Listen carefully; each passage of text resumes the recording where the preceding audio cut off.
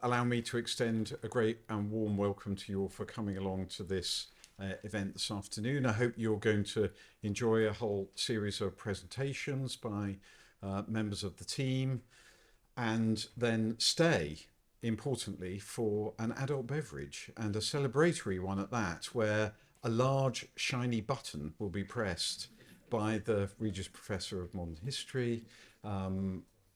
It's part of that bit in the job description that says other duties as required, pushing shiny buttons to launch the service of Manuscripts and Archives at Oxford, also known as Marco, which you will learn a lot about this afternoon and then hopefully enjoy the launch of it later on.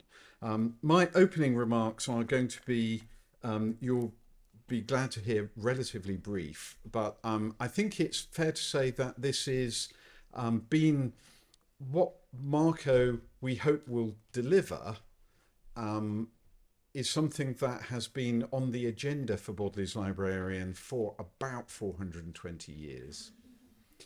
And in fact, it was a project that was begun before Bodleian's Librarian was appointed. The first keeper of the library was appointed, later to be kind of rebranded as Bodleian's Librarian. So Thomas James, my predecessor, the first librarian, was hired partly because he had been working on a union catalogue. A union catalogue actually of manuscripts, not just in Oxford collections, but in Cambridge ones as well, called the Ecloga Oxonio Cantabrigienses, published in 1600, just before he was appointed as Bodleian's Librarian. And so that kind of vision for allowing scholars to have access across multiple institutional collections through a single convenient interface was something that was conceived of before the Bodleian actually came into existence. And the Bodleian catalogues that were subsequently published from 1605, the first printed catalogue, and then subsequently in 1620, 1676 and 1738, all included manuscript holdings in them, integrated with printed book information. And they were an attempt by the library to think of themselves, think of the institution as being in the service of scholarship beyond the confines of the city and the university. So very purposely extending the sense of the collections here being useful to the scholarly community more broadly conceived.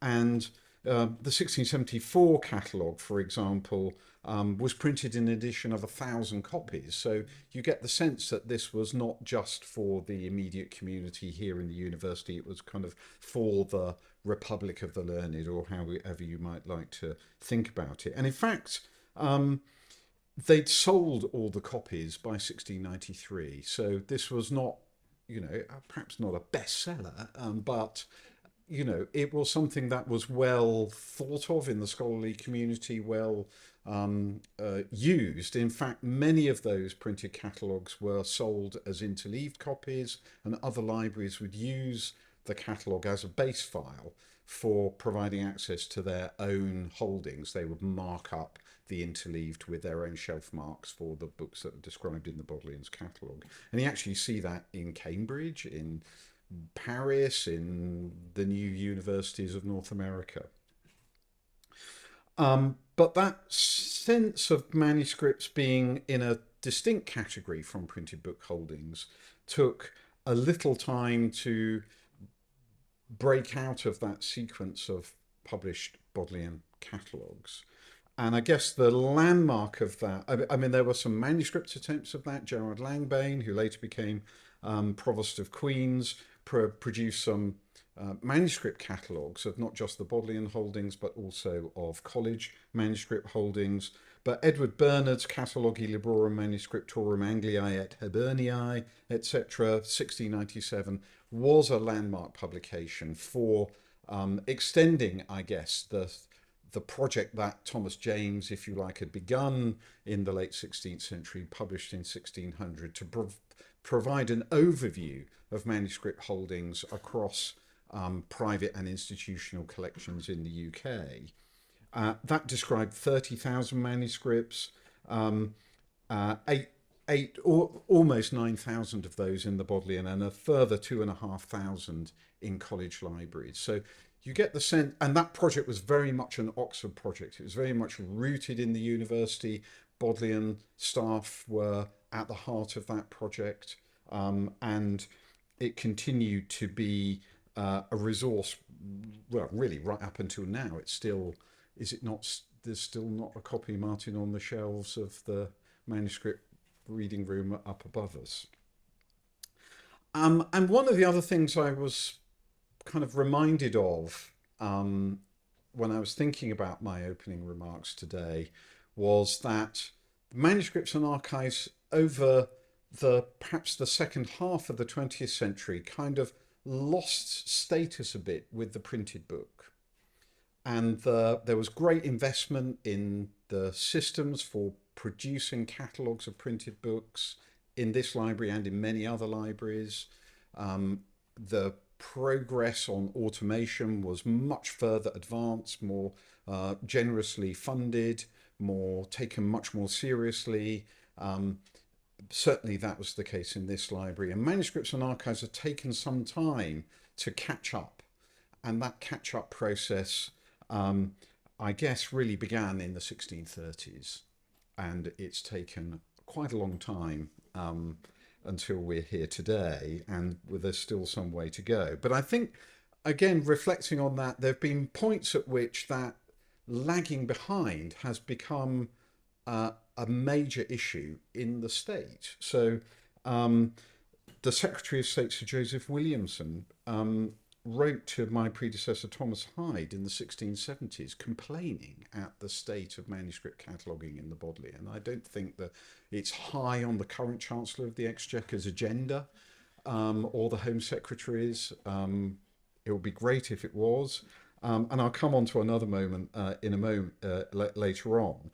And it really took actually until the 19th century when there was another concerted push forward for providing access to manuscript holdings in this university. And we have Henry Octavius Cox to thank from the 1840s, who had, if you like, taken up the mantle of Thomas James and to some extent Bernard and the team to provide a single easy access point for the scholarly community to manuscript holdings across the Bodleian and the college libraries. And they were published, as I'm sure many of you are very familiar, in 1852 in 2 volumes. And then, of course, the Bodleian embarked on its quarto series of catalogues through the 1850s through to the 1870s.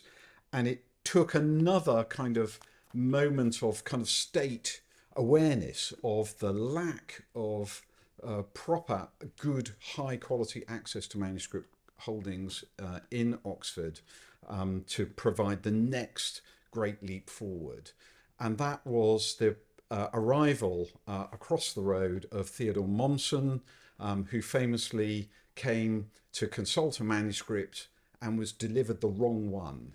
And that wrong one happened to be a transformative discovery for Mommsen, a 5th century manuscript of Jerome's edition of Eusebius, which Mommsen then wrote up and got enormous international scholarly credit for, which prompted great angst in the university because it wasn't one of us what found it.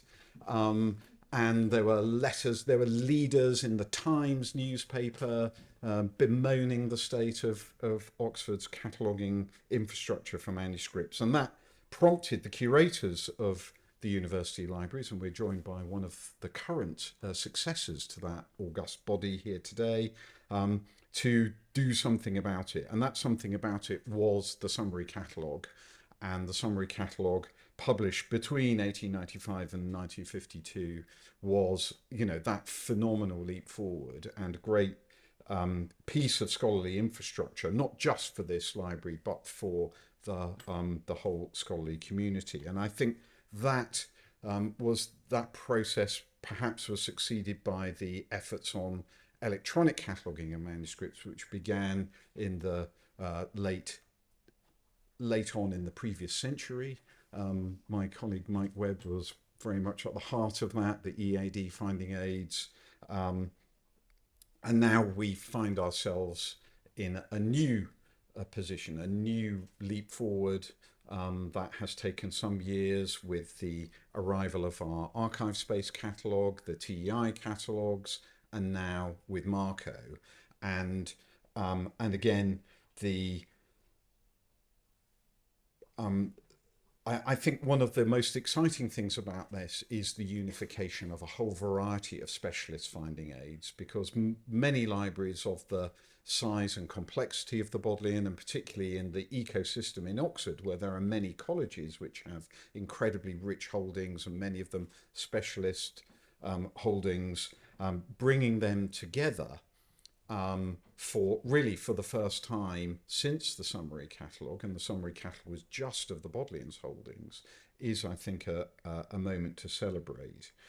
And we've tried to move that forward in several ways. The Fir East catalogue, which brought together Arabic and Persian and Ottoman Turkish collections, has been one of those. Madden and Neubauer's Hebrew manuscripts catalogues have been were other attempts to do that. So it's been a very long evolution to get to this point today, where I hope that you will see the kind of attempts to bring specialist catalogues together with a single convenient interface that's facing the whole international scholarly community, not just the one here in the university.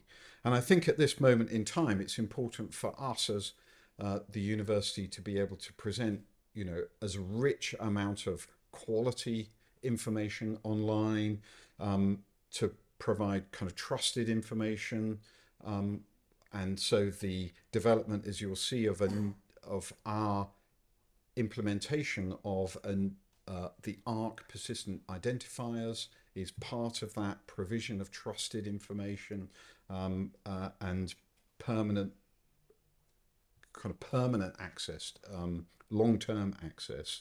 And it's also part of that whole process of providing, of joining the university's institutions and its rich holdings together. And so we've seen that with Solo, and now I think we have a kind of version of Solo, nascent. There's still a long way to go, but I hope that you will see that vision of providing a single point of convenient access to multiple holdings. It's been a great team effort in the Bodleian. I've been very impressed and proud of the way that colleagues in different departments have worked together, and with the college library and archive community. And we have a huge debt of thanks to the Andrew Mellon Foundation in New York, who have actually funded the bulk of the project costs, with some other donor funding that's come from the Bodleian side of things. And we have still some way to go on the project, as I think you'll hear about later on this afternoon. But I want you to hold that kind of vision in mind. What we'd like to get to is to provide students and scholars with a convenient single place to start their research, to search across multiple collections, multiple institutions, multiple specialist catalogues, and to find their discovery begins in a very convenient way, and to expand the use of our collections as broadly as we can. So I think that's all I have to say. Just to repeat again my thanks, and I hope you enjoy the rest of the programme.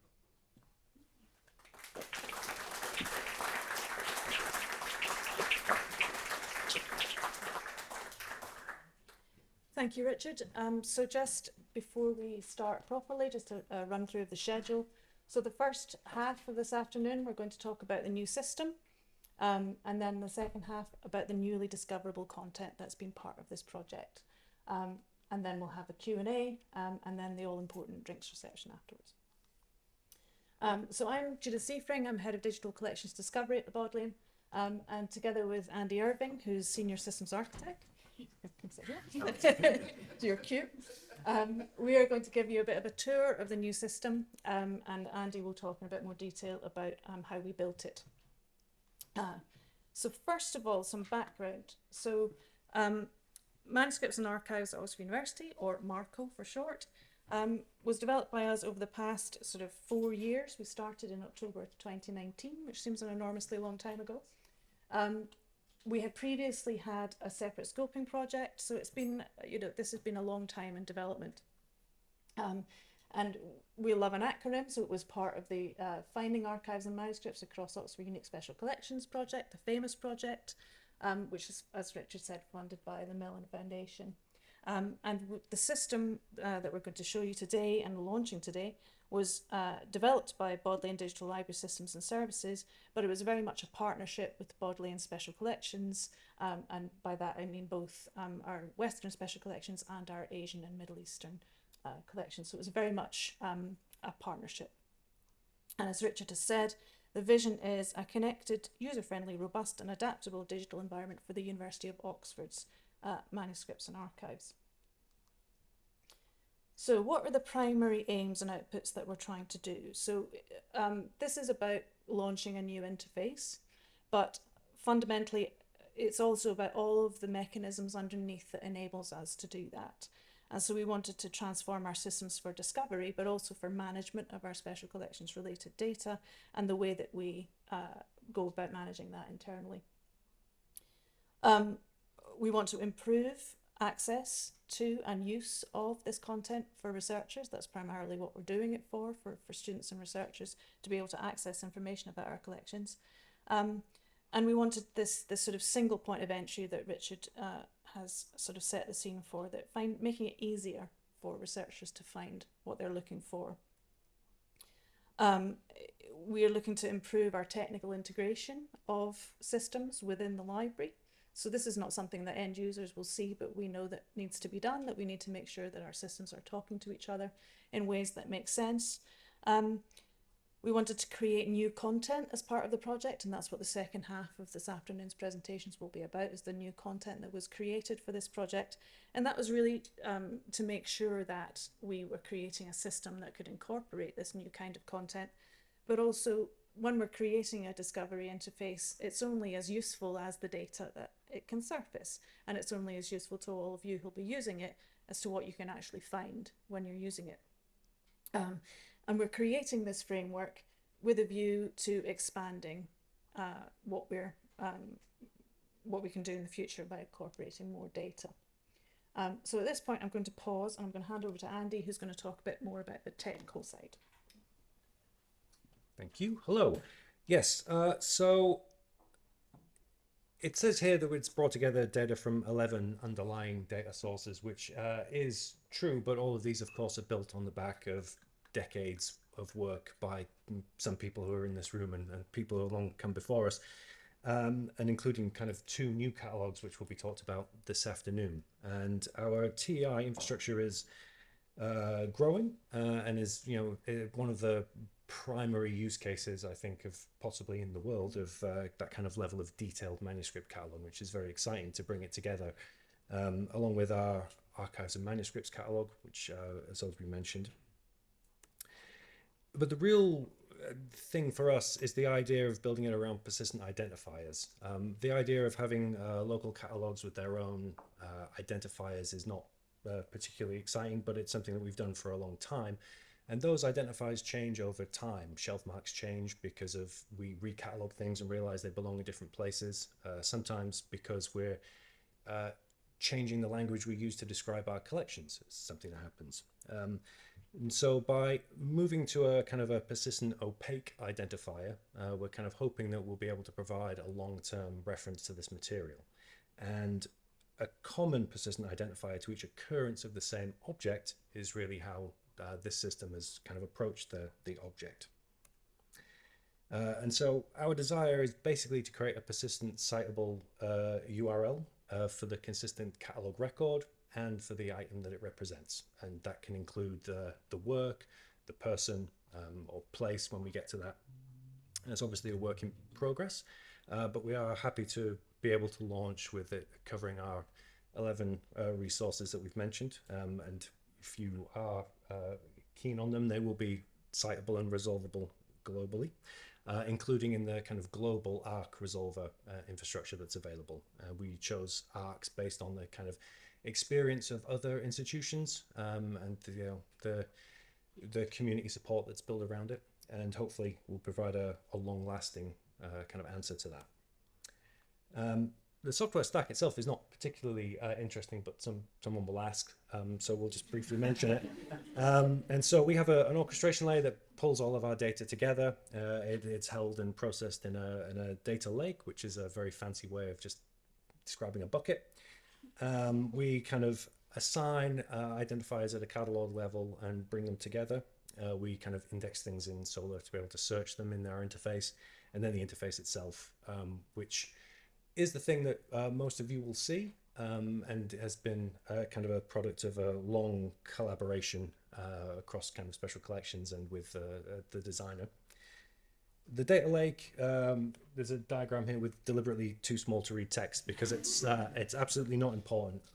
But we've brought together these separate sources, tried to model them as best we can as either creative works, people, places, use a common arc to cluster things together, and then apply kind of heuristic rules about the order in which information might be available. So, for example, if we have a medieval manuscript catalogued in great detail in our medieval TI catalogue, and also a summary record in our archives and manuscripts system, one of those has more detail than the other, and we probably would like to prioritize the more detailed version, but it's still important for us to keep a track of it in its archival context. And so once we've modeled it in this way, it's possible for us to kind of experiment and create more complex interfaces. And we've had several rounds of going backwards and forwards over how best to kind of convey the fact that we might have two competing and possibly not complementary archival descriptions of something. And if you're familiar with things like Wikipedia, where you've got footnotes that reference claims, etc., we kind of thought possibly of going down that route, but did not, because it can get quite confusing. And so the version that we have now is not definitely permanent, but it's, I think, good enough to go live with. And so, as I briefly mentioned, kind of working together with our colleagues across special collections, some excellent user testing led by our team, and the kind of going backwards and forwards with our design partner, 19 Point and Simon Minter. We kind of work together to kind of create what we hope is a pretty good usable first go at bringing together and surfacing this data across all of it. And I think at that point I'll hand back to Judith to talk you through it. Thank you. Okay, so what are we actually talking about? So this is the new interface, the landing page for our new interface, and the URL you can see there, marco.ops.acto.uk. And for those of you in the room, you have a bookmark, I hope, with that URL on it. And so this is our landing page, and I'm going to talk you through the various functions of the site. We were too chicken to do a live demo, so we're doing it via slides. So first thing to mention is that it should be, for any of you who use Oxford resources already, familiar in look and feel, and this was very deliberate that we want to have a sort of suite of resource discovery resources designed to appear familiar to users of other systems such as Solo, our library catalogue, Oxford University Research Archive, Aura, and Digital Bodleian.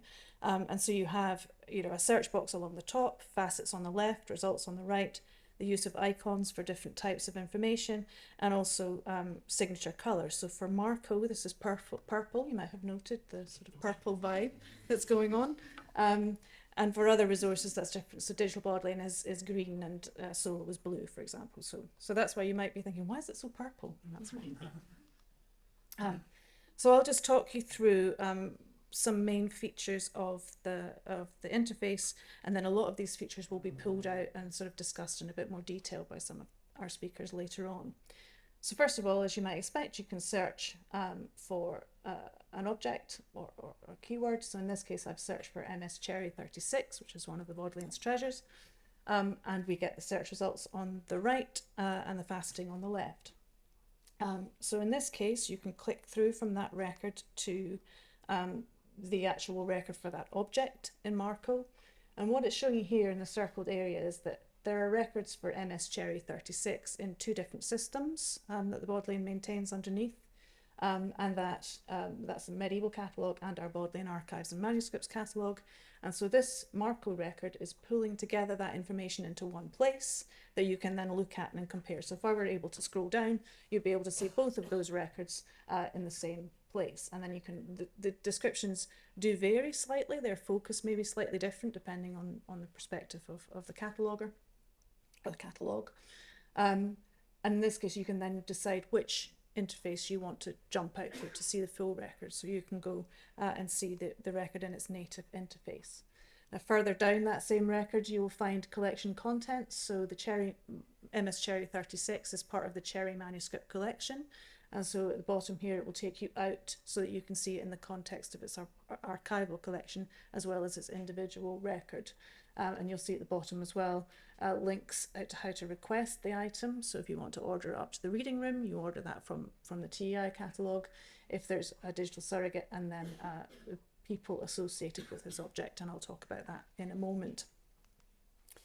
Again, a different search for a different manuscript from a different tradition. So in this case, MS Pocock 181 takes you through to the record for that and for this manuscript here. So in this case, it comes from 2 different online catalogues. One of them is Firist, which Richard mentioned, the Union Catalogue of Islamic manuscripts, but then also from our Hebrew and Judaica manuscripts catalogue. So bringing together those records, enabling you to decide which one it is that you want to look. You might want to look at both, in which case you can go out. Up at the top right there, you'll see the calls to action, which will take you out to the full record in the catalogue. But where it says view online, that will take you through to, if it's been digitised and available in Digital Bodleian, you'll then be taken through to be able to view the manuscript in Digital Bodleian from that record, which is a nice sort of integrated way of pulling everything together. So I mentioned people. So at the bottom of records, you'll see a connections section, and that's about people in our data. Now this is a bit new for us. We haven't sort of done this in this way before, and Alex and Ben will be talking a bit more about that in a minute. So this is a way of sort of bringing together information about individuals from different types of catalogue, and each record will have this these 3 types of information. So connections, external links taking you out to other useful resources like VIAF or Library of Congress resources, but also variants.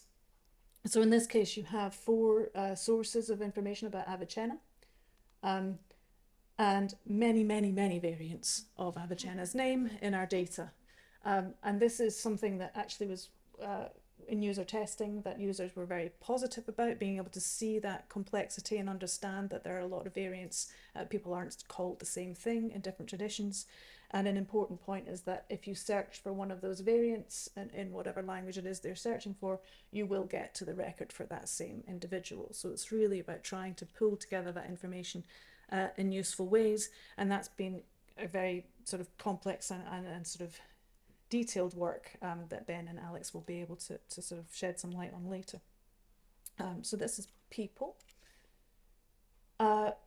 College content is obviously very important within the system, and this is very much about searching across Oxford University collections. It's not just about Bodleian collections, and we want to make sure that you can surface that content efficiently and find what you're looking for. So this is an example of a Merton College manuscript that I think my search term was Hildegard of Bingen, went through to Merton College MS 160.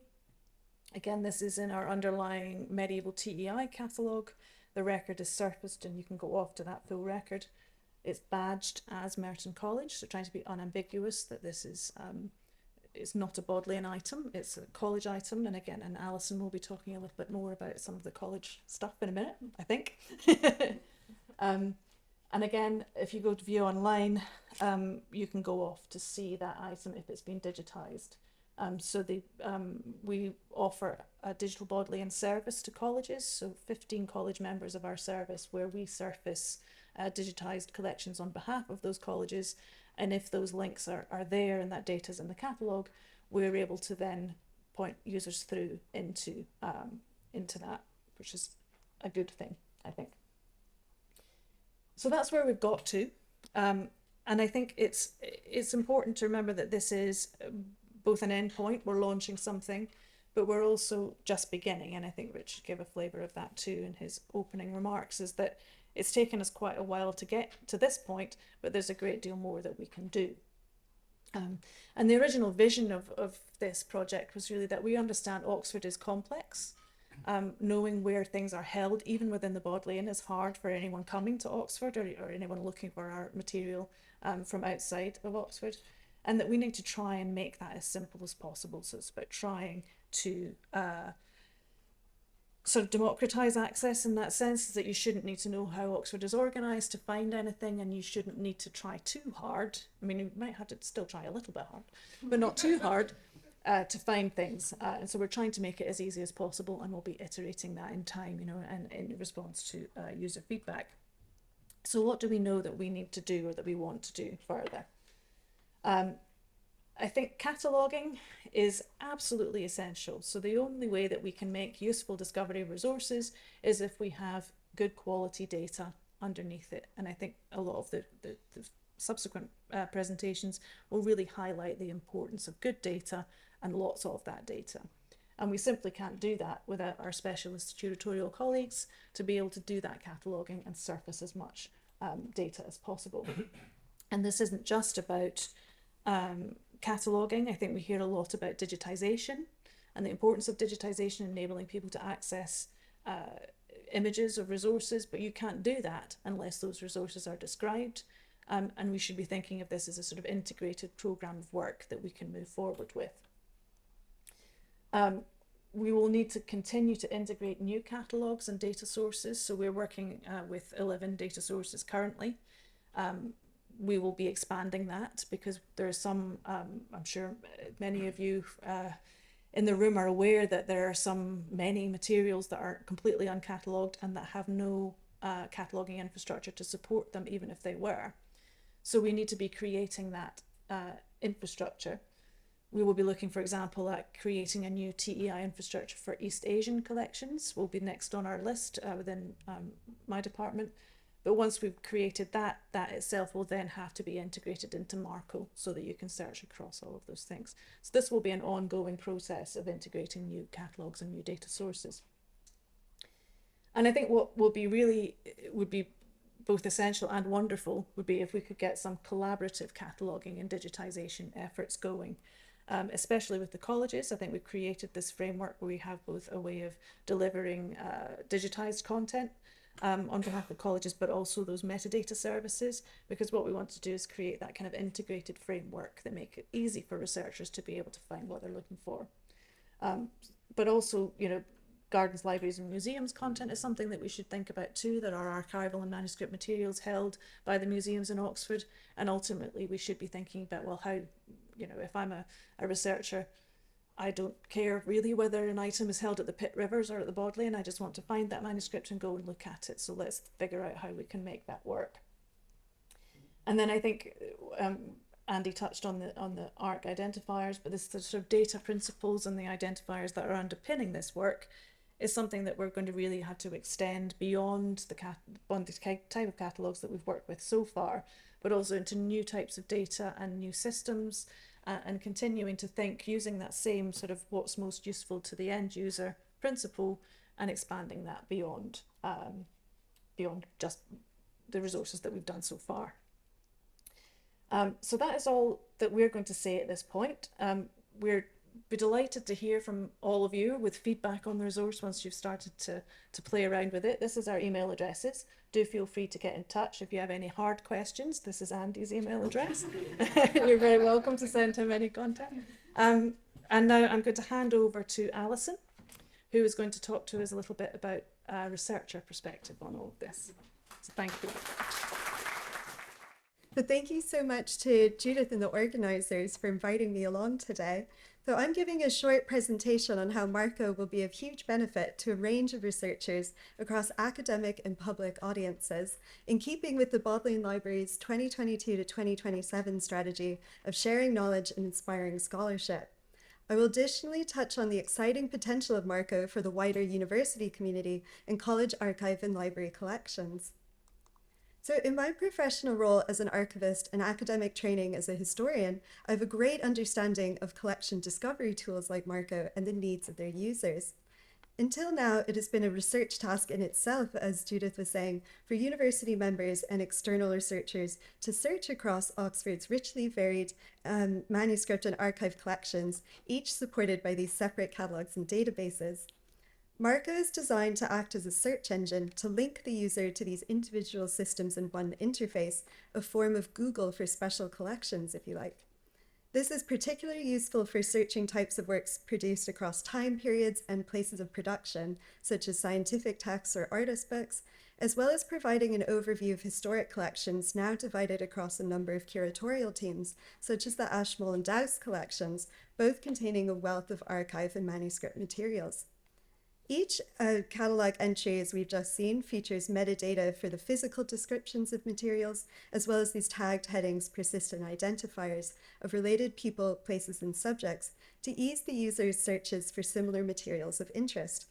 Importantly, as we saw, Marco provides information of the holding institution within Oxford of each item for researchers to contact and consult materials in person. The Marco system will be particularly useful, I think, for lecturers to more easily identify archive and manuscript materials of interest for teaching activities, such as in-person material displays and handling workshops for students, as well as online activities with digitized images of materials. This will directly benefit a wide range of interdisciplinary programs here in Oxford, from medieval studies to digital scholarship, who both currently work with primary materials held by the Bodleian to contribute to tailor editions and other library initiatives, as well as engage with databases and the digital resources developed by curatorial teams. In fact, one of last year's digital scholarship students is now the graduate trainee library assistant at All Souls, showing the meaningful impact of this engagement with materials. So Marco will further allow public audiences to search in one spot for records relating to British local history and family research, from charters of medieval towns and cities to maps and estate papers now held in the Bodleian and College collections. This is a wonderful way to connect communities with resources relating to their areas and make these materials more accessible to those who don't traditionally engage with the university. This was demonstrated online recently when Richard tweeted to share the website of the Medieval Charter Exemplar Project, which was shared across academic and local history networks. One of my colleagues even enthusiastically commented, "Wow, not being a charter person, I did the same thing as I do when I see a new map. Immediately look for my home area.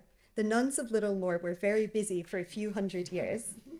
So this feedback really highlights the amazing reach and impact of the Bodleian across academic specialists and interested public researchers.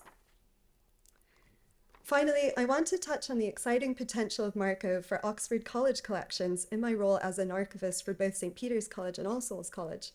This system presents an amazing opportunity for Oxford colleges to link our individual Apexio catalogues of archive and manuscript materials in Marco alongside the holdings of Bodleian Libraries to provide an overview of the physical and born digital materials housed throughout the university. It would also be a chance for working groups such as the Oxford Archivist Consortium for College Archivists to collaborate with the fantastic Bodleian Special Collections teams to enhance and standardise catalogue records across the varied collections. Work between institutions, as we've seen, is already ongoing as part of the Medieval Manuscripts and Oxford Libraries database and the Union catalogues for manuscripts from the Islamicate world and Sean Buddhist manuscripts, showing these benefits of collaboration. With the ability to unite records in one discovery tool, it would raise awareness of our college materials and of what we hold to university and external researchers, and allow us to develop new learning and outreach activities to benefit the academic community and wider public audiences. Thank you. Hi, my name's Alex Hitchman and I'm Digital Metadata Analyst at BDLSS. And this is my colleague Ben, who will talk to you in a second, but I'm keeping him sitting down for now. So just to kind of start off, and Richard did this much better than I did, which is great because I didn't write enough for this. Oxford University has this really rich history of describing its special collections material. And the thing that I think is really important is that all of these catalogues that we have, they all build on the catalogues of the past, and they're all this kind of very iterative process. And while they function often as finding aids, how to get people to find the manuscript they're looking for, quite often they're pieces of scholarship in their own right. And quite often we think about them solely as a way to get to the manuscript, get to this thing you're interested in, get to that box of archival material. But they're actually much more than that. They're a really impressive amount of work that's gone into these things. And I'm glad that Richard did a summary, because I just said, wasn't there a catalogue in the 17th century or something? So this is fantastic. And everyone has said this, and it will be very boring for you to hear again, but Oxford is really complicated. We've got 11 different catalogues in multiple formats sitting across various systems, namespaces, and under various curators. We've got 10 TEI catalogues in addition to Bodleian Archives and manuscripts, and loads more things that we're not thinking about yet. The coverage of these catalogues can be quite confusing to users and also to people who have joined the Bodleian and don't really understand what's going on. Some catalogues coverage is geographic, some linguistic, some cultural, some defined by historical period, but only if you're from this particular part of the world. It's very confusing for users. And just because a user has found a description of some special collections material, there's no confirmation or no kind of way of explaining to them, this is not necessarily the only description of this material we have. Or it might not even be the best description we have, or it might be the description of material only from a certain viewpoint. And the fun part is we don't really tell our users that. We just rely on them to work out what's going on and to make their own minds up. And quite quickly into this project, we realized that there was no way we were going to be able to bring everything together into one system. And even if we could, we decided it might not be a terribly good idea. And this is because these systems and processes have developed organically, and they develop to best facilitate the storage and management of each individual catalogue. Every catalogue has a different focus, different metadata, different fields, and different levels of detail, which wouldn't be compatible with each other if we just bundled them all into one system. This complexity kind of allows the expression of very specific metadata that's very important to certain fields of study that might not be important to other fields of study in the same way. So we viewed that connectivity shouldn't really be prioritized over complexity. We like complexity, we like complex data, we like stuff that doesn't fit together very well. We also took the view that complexity was going to become more likely. We only brought together 11 sources of data at the moment. It's all people that work in the same building or similar buildings. Even that was quite difficult. And this is going to become more complex as we bring in more data and more information. Things are going to get harder.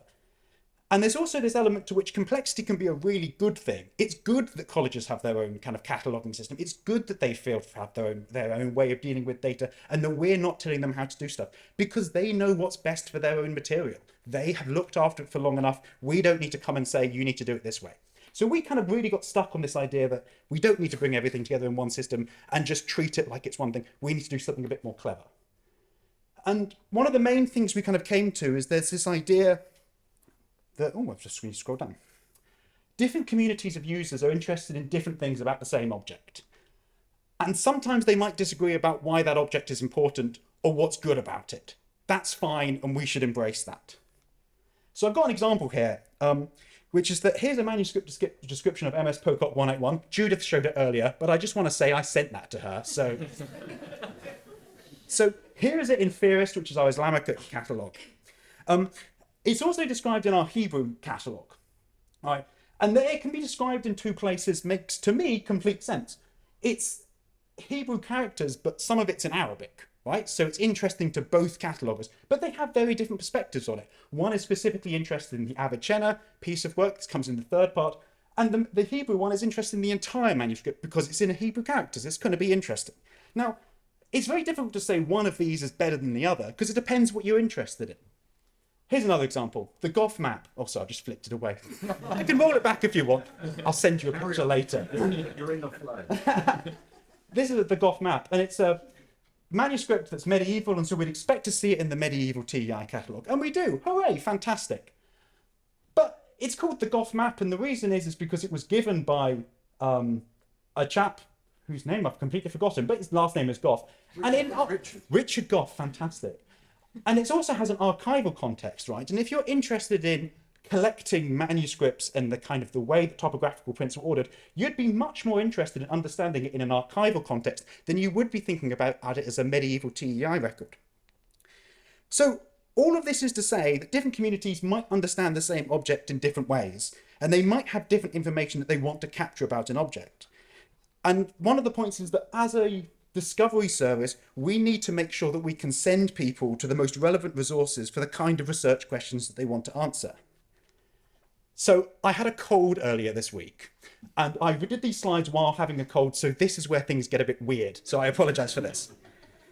I got obsessed with this historian of science called Peter Gallison, and he wrote this idea about this, a thing called the trading zone. He was looking at physicists and trying to work out how they collaborated to develop things like particle detectors and radars when the approaches of the physicists themselves were completely different. Some were experimental physicists, some were theoretical physicists, but they were able to come up with this idea of how these things work, and they were able to work together. And he comes up with this idea of a trading zone in science where local coordination between beliefs and actions could take place without any real agreement on the value, significance, or meaning of what was going on. He looked at some anthropological studies of trade between communities, which held wildly different understandings of both the objects that were being traded and what the trade process actually meant. And he argued that because these communities were able to create conventions by which local coordination could take place, they were able to function. It didn't matter that they didn't necessarily think the same thing about the same thing. They could work together. So trading, therefore, was not dependent on different communities agreeing on value, significance, or meaning, but rather it took place using pidgins and creoles, shared vocabularies through which the exchange of goods and information, simple and sophisticated, could take place. So his argument is essentially saying, so long as there's a shared vocabulary for the essentials, it doesn't really matter how different communities conceive of things individually. And his argument is essentially that this disunity can help really kind of bring strength to science, because it's accommodating beliefs and expertise that might not be immediately compatible with a wider system, but is deemed important locally and therefore should be protected. That was the kind of cold flu thing. So building on that, we made some principles quite early on that I kind of thought we'd share with you. I'm hopefully going to have some animation here. Okay, firstly, Marco isn't a source of truth. It should only hold information that's stored in its component parts. Because of that, Marco should be essentially stateless. We should be able to rebuild it every time from its component parts. We're signposting people to existing resources rather than replacing them. The catalogue records are the ultimate source of truth rather than what Marco says. And the last one is that we shouldn't really dictate what form the data that Marco ingests should be. We do have preferences, but we should be able to work alongside those. So thinking about the kind of the trading zone that Gallison describes, we need some kind of shared vocabulary through which just to get us off the ground. And the most important of this was something that kind of Richard mentioned, which was essentially, how can we assert what has been described? And how do we know that we're talking about the same thing? And cataloguers throughout the history of the Bodleian have been interested in this, being like, what am I describing? Here's some information about it. And one of the things we determined we needed to do was to be able to unambiguously and uniquely identify every object that the Bodleian has. Whether that's a Western manuscript, whether that's something from any other collection, that's quite a difficult thing to do. And we hadn't really done it before, but we needed that information. It's obviously more impressive if we're bringing together two descriptions of the same object. And that's one of the kind of the things we've done quite a lot of, is saying, hey, it's described in two places. But the fact that we never stored the information that this was not described anywhere else is still a problem, because if we're building any kind of system, we need to know this is how this object is described, and it is not described anywhere else, or it is described anywhere. That's a load of information that we were not storing currently. So in other words, we're missing crucial metadata, and we need to create that data to proceed. So in order to do that, we also need to distinguish between the object that's being described and data describing that object. They're two different things, right? One of them is a physical thing, or maybe not a physical thing, or a born digital thing, or a thing that exists theoretically but doesn't really exist anymore, was destroyed or whatever. It doesn't matter. That's different from data describing that object. There's a distinction that needs to be drawn, and if we do that, we can begin to start making sense of some of this information. So with that in mind, this is what Marco considers good data.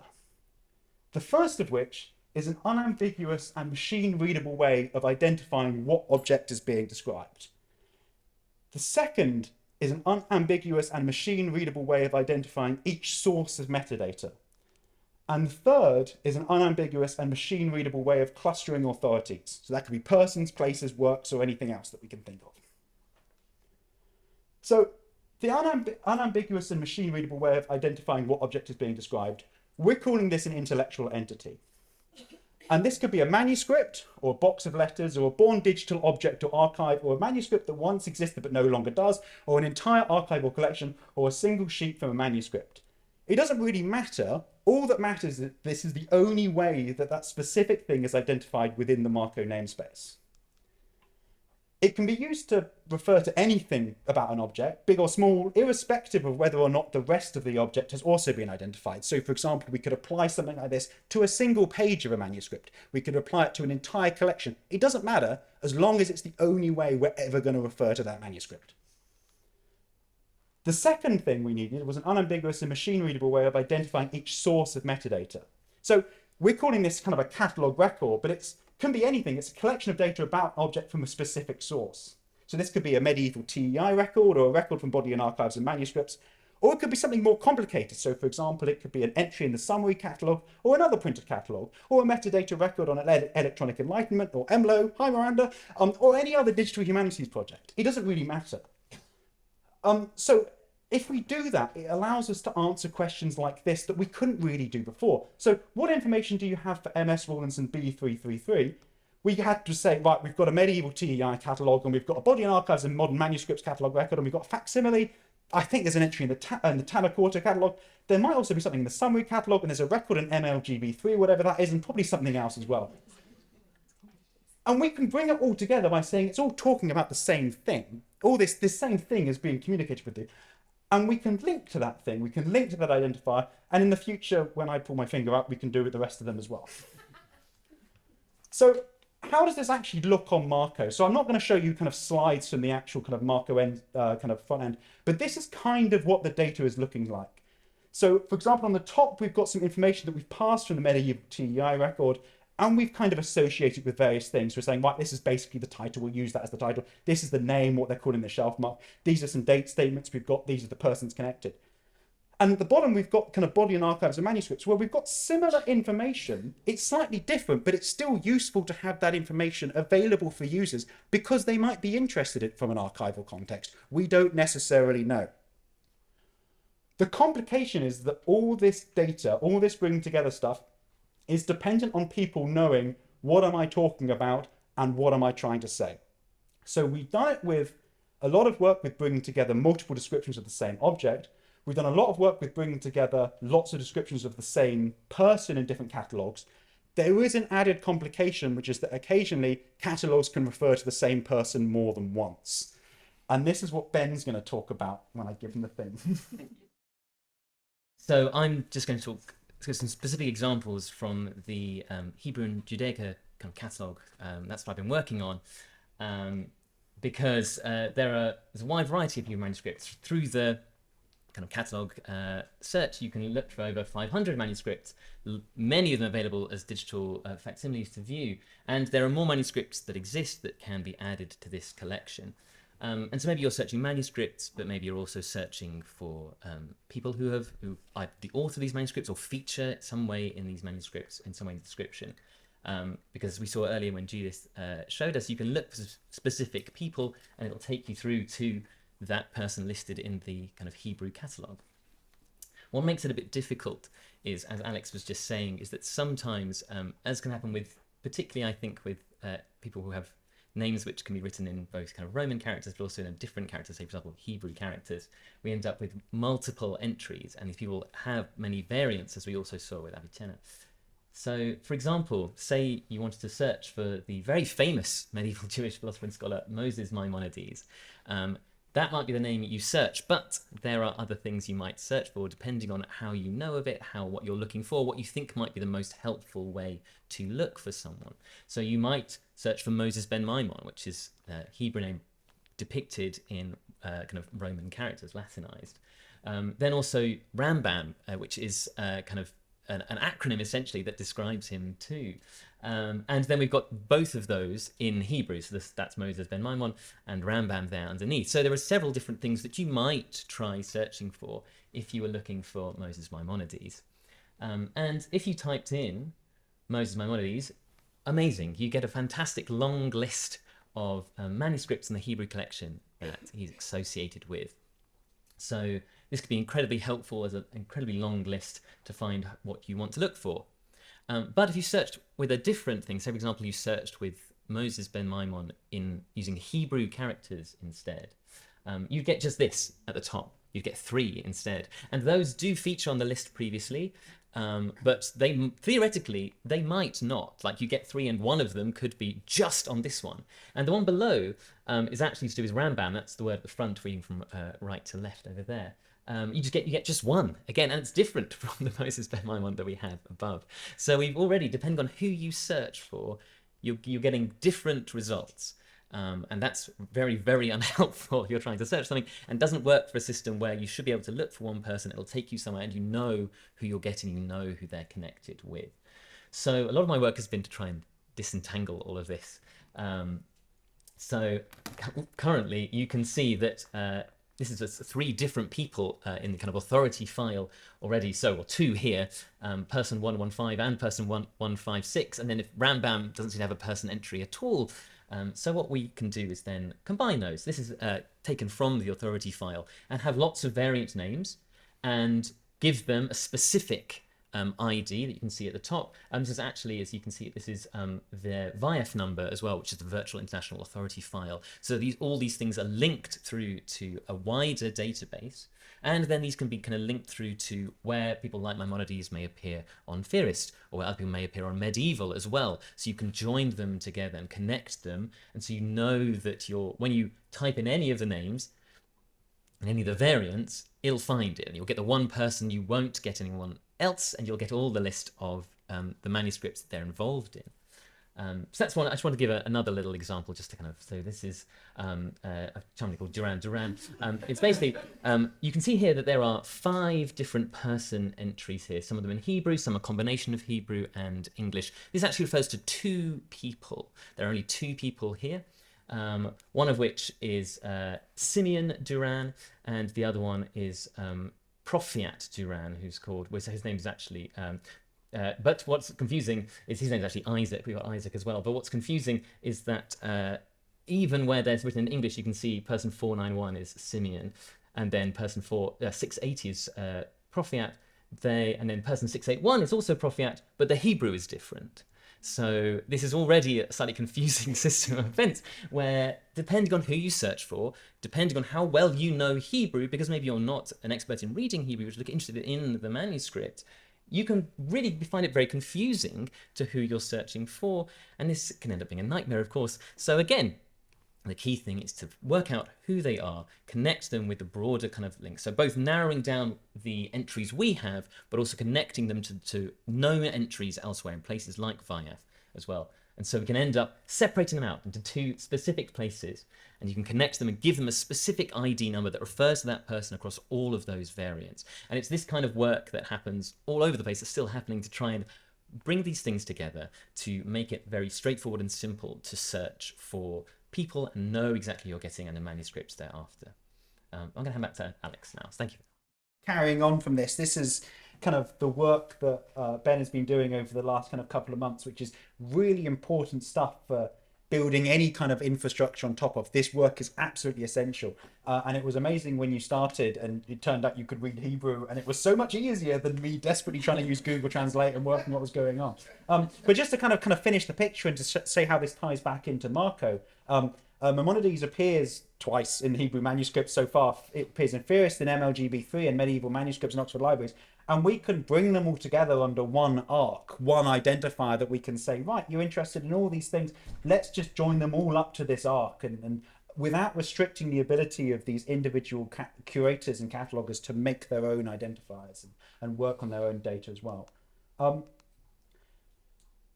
I hope that what I've explained to you is kind of not the most complicated thing in the world, but also it is quite complicated, right? And we've made it purposefully complicated for a variety of reasons.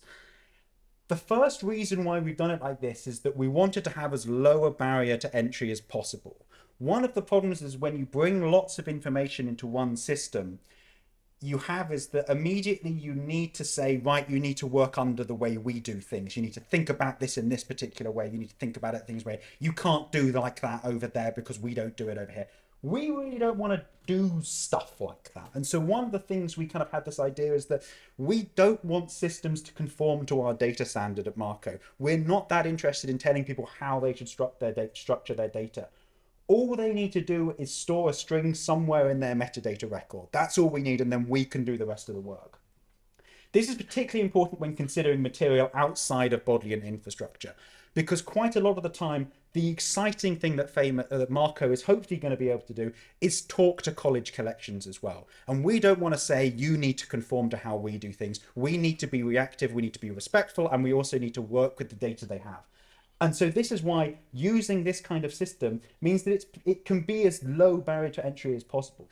There's a second thing, which is kind of what I get obsessed with, which is this idea of retaining curatorial independence. And when I kind of started off at the beginning, I said that these are acts of scholarship in their own right. Curators should be free to disagree about objects and what's interesting about them or where they're from. That should be fine. We don't need to always have an answer, this is what the Bodleian thinks about something. It would be nice to, but it doesn't necessarily have to happen. And I like the idea that curators can disagree, or we can say, right, the summary catalogue says this, but more recent study has said this is slightly different. And that should be something that the system is built to accommodate and be fine with. And this kind of, having this kind of slightly more complex kind of association between objects and the object they're describing, that enables that. Secondly, it also lets curators decide what information they need to capture in order to kind of work with their community of users and present it in a way that's best suited to their users. And kind of finally, this also gives us a framework to build on to ingest more and more data. We have a kind of this view that kind of the way that we describe we catalog things and the way we describe information is kind of the best way of doing it. Maybe in the future, in 20, 30, 40 years, that's not going to be the way we do things. And because we've got this kind of system of persistent identifiers, we're going to be able to adapt and change to these kind of things. We had a great thing when we were trying to set up the kind of the resolver to work kind of globally. And there's a question where they say, how long do you expect for these arcs to work for? And there's a drop-down menu, and the shortest one is 150 years. And they say, you're going to go for lifetime. And you go, we'll go for lifetime. And they say, lifetime of the institution is only 400 years. What's wrong with you? We need more. So it's kind of this idea that we need to build these systems, but also be able to kind of accommodate these changes in the future that might happen. I thought I'd end with kind of some challenges we face moving forward. And this is some of the stuff that interests me. It might be less interesting for other people, but it's quite a good way of thinking about how complicated these systems can very quickly become. So one of the things I'm interested in is kind of asymmetrical cataloging, which is this idea that certain projects, certain curators, certain digital humanities projects are interested in different things about the same thing, right? So for example, MS Bodle OR 575 is 14 works by 5 authors on the subject of correspondence.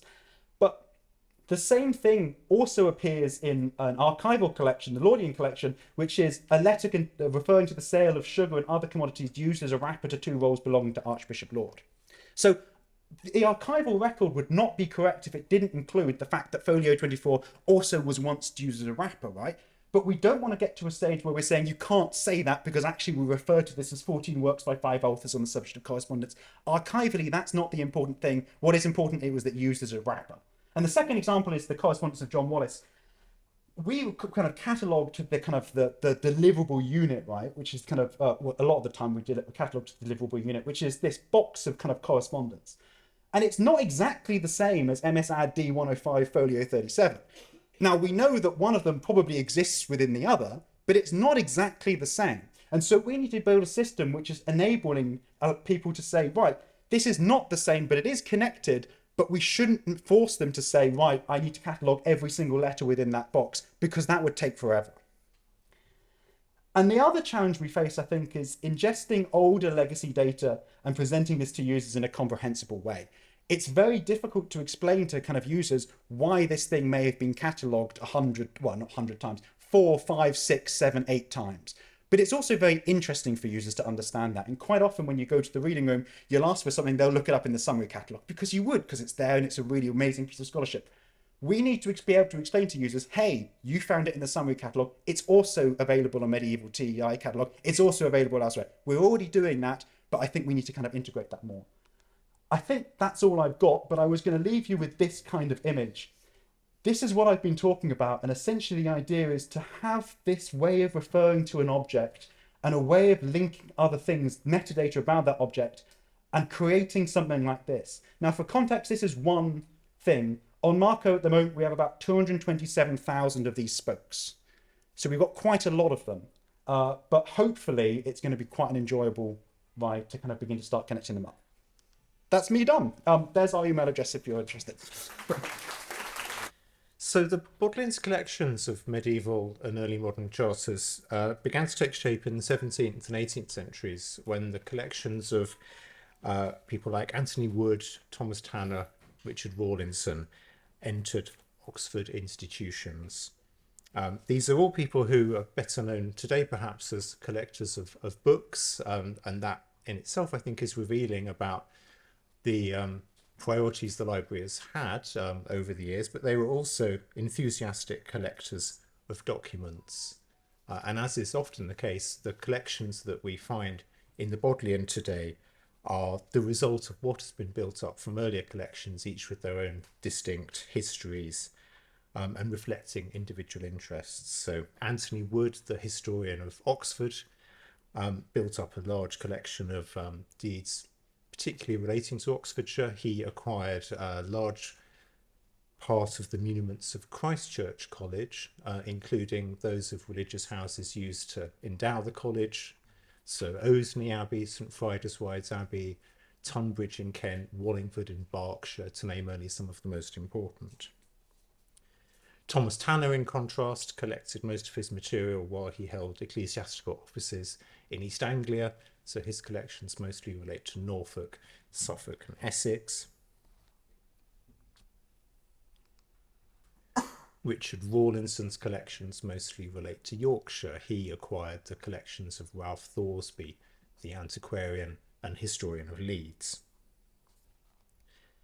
The collections continue to expand in the 19th century with the bequests of men like Richard Gough and Francis Dowse, again men known today largely as collectors of books. And in the late 19th century, the number of items in the Charters collection was estimated at about 9,000.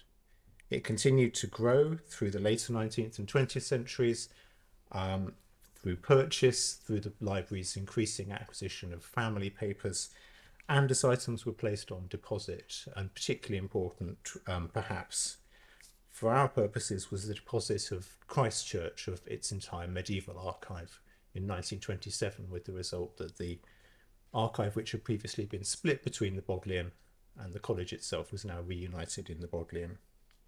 There are now about 30,000 items in the collection.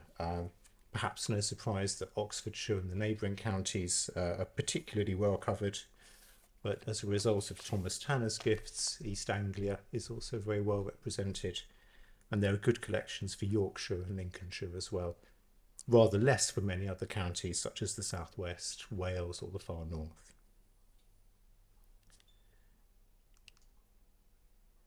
I have referred to charters, that is to say documents largely concerned with the title to land or other types of property, and there are indeed lots of these types of document in the collections. an exceptionally rich resource for historians of all kinds interested in all manner of subjects: local communities, the history of the landscape, settlement, place names, local and family history, and much else besides. At the same time, though, it is misleading to talk about charters because the contents of the collections, especially the earlier acquisitions, in fact range much more widely than this. There are, for example, large numbers of manorial records. There are court rolls recording land transactions and minor criminal offences.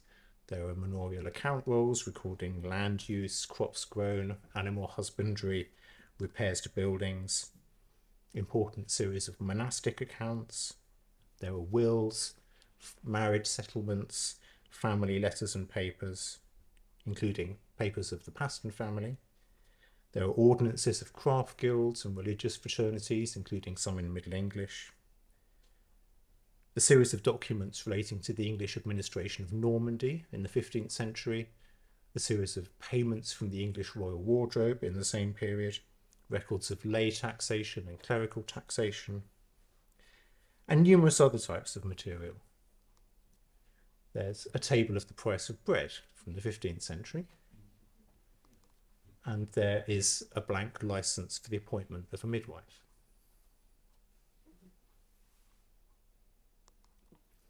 Finally, there is an important collection of seals attached to many of these documents, ranging from the seals of kings and popes. You can see there the first great seal of Henry I from the early 12th century, ranging to seals of much more ordinary men and women, such as Alicia Blankpayne of Oxford from the early 13th century. Another very rich and important resource, not only for social and cultural historians, but for art historians and historians of iconography. Now, I could spend a long time talking about the highlights of the collection, but I know that what you've come here to listen to today is catalogues and metadata. So let's have a look at those. First, we should return to the collectors I mentioned earlier and ask, to put it simply, what they did with their charters. And often we know too little about this. Sometimes documents were put together in bound volumes, and in those cases they were often treated like manuscripts. They became part of manuscript collections, both during collectors' lives and after the collections entered the Bodleian. In other cases, documents were kept separately and remained separate and discreet after they entered the library. Nor do we know as much as we'd like about how the collections of people like Wood, Tanner or Rawlinson were used in the early years after their accession into the library. But there's every sign that the collections were not well known, and this is not surprising given the absence of any catalogue. It's true that the Dowse charters were catalogued in 1840 with the rest of the collection shortly after its accession into the library. But the really significant event in the the cataloguing of the charter collection didn't occur until 1878 with the publication of the catalogue by Cox, who Richard mentioned earlier, and Turner, mostly in fact the work of Turner. This catalogue was a major advance in making the collections available, but it must be said, and has been said, that it's a very problematic piece of work for several reasons.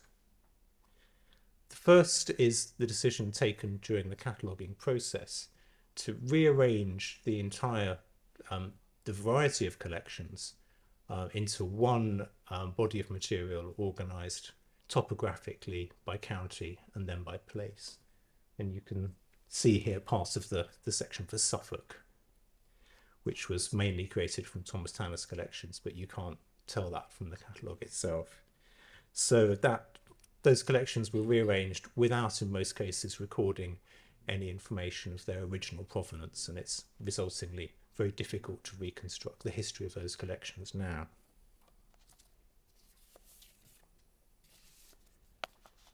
There are other difficulties in using the catalogue that are more editorial in nature. The catalogue leaves dates in their original forms, for example.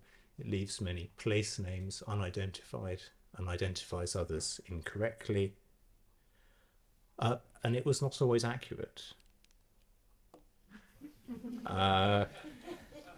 It was heavily corrected by William McCrae shortly after its production, and that copy has been on the open shelves in the library's manuscript reading rooms for a long time. For a long time it was only available there, even though it's become the version of record. Even numerous shelf marks used in Turner and Cox's catalogue were no longer current shortly after its publication. So the annotated copy really is essential, even though it's not been widely available. The Charter Catalogue continued to expand after the publication of this catalogue, as I described earlier, in the later 19th and 20th centuries, with many important acquisitions. And perhaps regrettably, the library continued for years to divide those collections topographically among the various county series. Cataloguing of these new acquisitions was done on a series of slip cards, rather like index cards, specially made for the process, which were also arranged topographically by county and then by place. Something that constituted a very useful finding aid, but again something that is very problematic to use, as we can see by looking at this example. Handwriting that is not always legible, frequent corrections, layout that is not always clear, and a very compact notation for describing the presence of seals and signatures, which we can't quite see in this example, but you'll see at the bottom of the card that the system was to use an asterisk to record seals and a obelisk to record, a dagger to record signatures. So the theory was that against each name relating to a seal or signature, you would put a star or a dagger. In practice, it's very difficult to tell exactly which symbol the cataloguer was referring to sometimes, and it's not always clear if they were saying that that person once had a seal on the document which is now lost, or whether their seal still survives. So there's a lot of ambiguity in interpreting these cards. Nevertheless, a useful finding aid, and a very significant number of these slips were created. The estimate is about 35,000, although lots of those do relate to collections that used to be at the Bodleian and have subsequently been transferred to local record offices.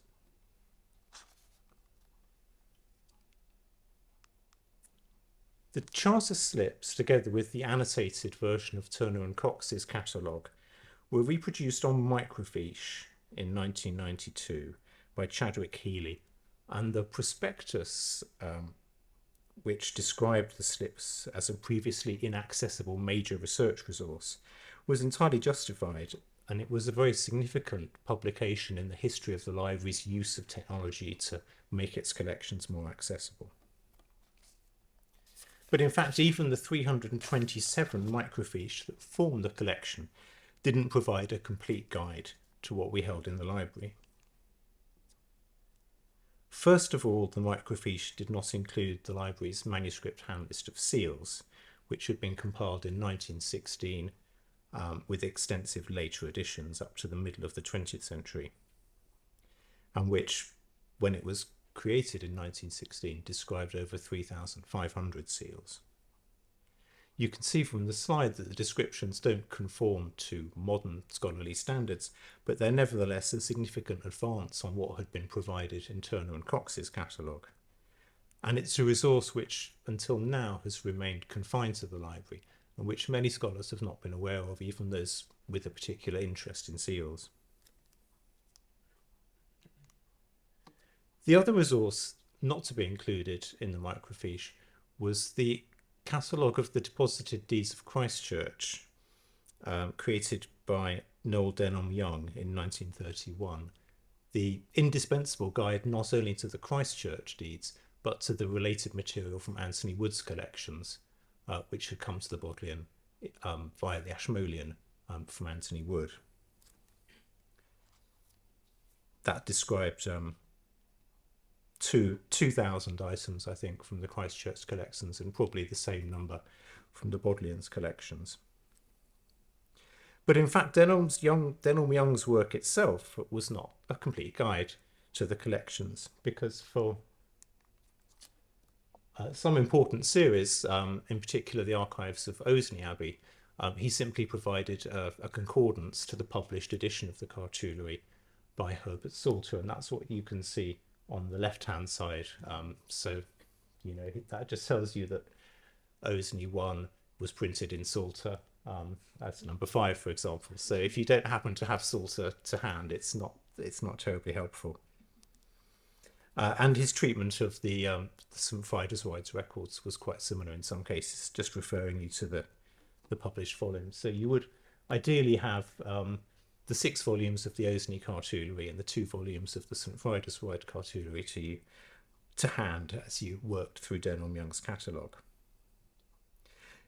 Nevertheless, if you did have all these different resources, the Dowse catalogue, Turner and Cox in its annotated form, the calendar slips, Denholm Young's catalogue, the Seals hand list, and the published cartularies, you would then have an adequate guide to the Bodleian's charter collections.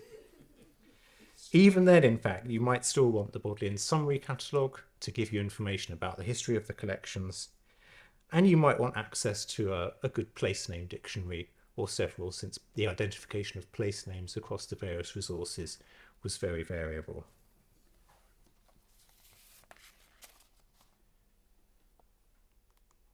Well, I'm happy to tell you today that you can use a single catalogue to do almost all of that work.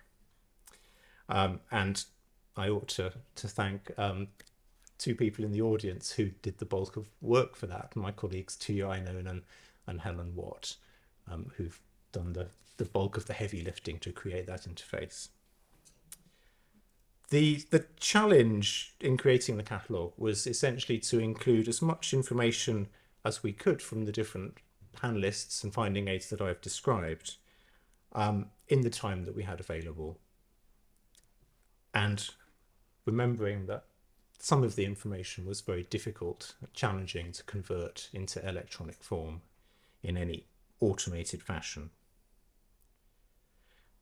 Given the limited time of the projects and the fact that we only had one dedicated member of staff, it was clear that we couldn't do everything, and that in some cases we would just be laying the foundation for future work. We could aim to provide the full text of some catalogues, the Dowse catalogue, the annotated Turner and Cox, Denholm Young's Christchurch catalogue, the hand list of Seals.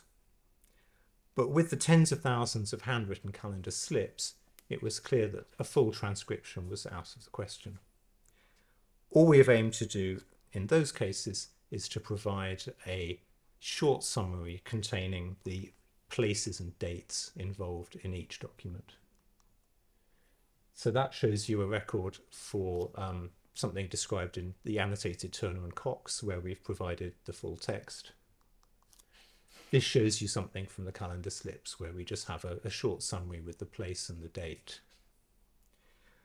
We've mitigated the information lost through that by digitizing the calendar slips in full, linking to those from the catalogue records, and also making them available via a IIIF interface for independent browsing. And they're also available, not all completely available, but we're gradually making them available via the Oxford Research Archive as downloadable PDFs for easy browsing as well.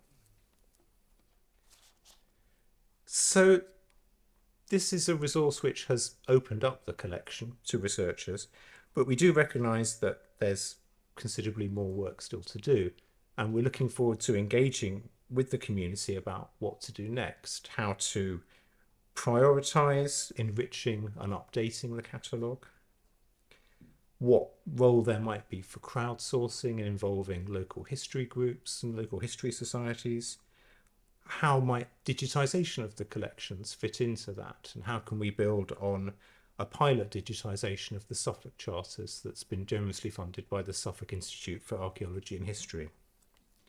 These are some of the questions that we need to grapple with in the final months of the project. But in conclusion, let's remember that the Charters Catalogue is only one piece often in the jigsaw that a researcher is putting together, which is why the new Manuscripts and Archives interface will be so important. So just to take a sort of simple example, a researcher who's interested in the medieval history of Fountains Abbey, for example, in Yorkshire, would want to know about the Abbey's cartularies, its collections of documents, which are described in the Medieval Manuscripts Catalogue, both in college library collections and the Bodleian's own collections. They'd want to know about any original documents from the Abbey, which would be catalogued in the Charters Catalogue. They'd also want to know about antiquarian transcripts of documents that have now been lost, and these would be found in Bodleian Archives and Manuscripts, especially in the Dodsworth collection and Burton collection. So while the Charters Catalogue has opened up one particular collection, the ability to search it alongside other collections will be particularly transformative. Thank you.